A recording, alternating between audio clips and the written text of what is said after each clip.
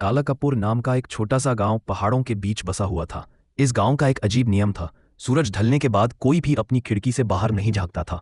गांव के पुराने लोग कहते थे कि 60 साल पहले गांव वालों ने एक बूढ़ी औरत माई को डायन बताकर गांव से निकाल दिया था, क्योंकि उसके घर के पास से गुजरने वाली गायें दूध देना बंद कर देती थीं। मरने से पहले माई ने कहा था, तुमने मुझे अंधेरे में धकेला है, अब तुम कभी उजाला नहीं देखोगे। एक शहर से आया लड़का आर्यन अपने दादाजी के घर रहने आया था। वह इन बातों को बकवास मानता था।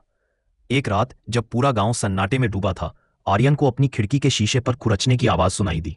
उसने बाहर देखा तो उसे लगा कि कोई लंबी दुबली आकृति कुएं के पास खड़ी है। उसकी पीठ मुड़ी हुई थी और सफेद बाल जमीन को छू रहे थे। आर्यन ने हिम्मत जुटाकर खिड़की का एक पल्ला खोला।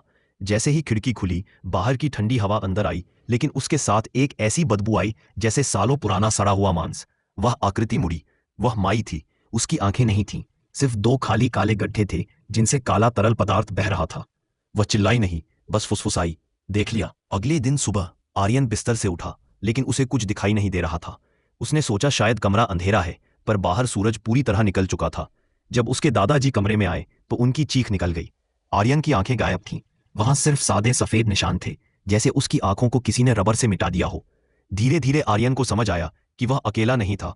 गांव के जिस जिस व्यक्ति ने उस रात खिड़की खोली थी, उन सबकी आंखें छीन ली गई थीं। गांव अब अंधों का गांव बन चुका था।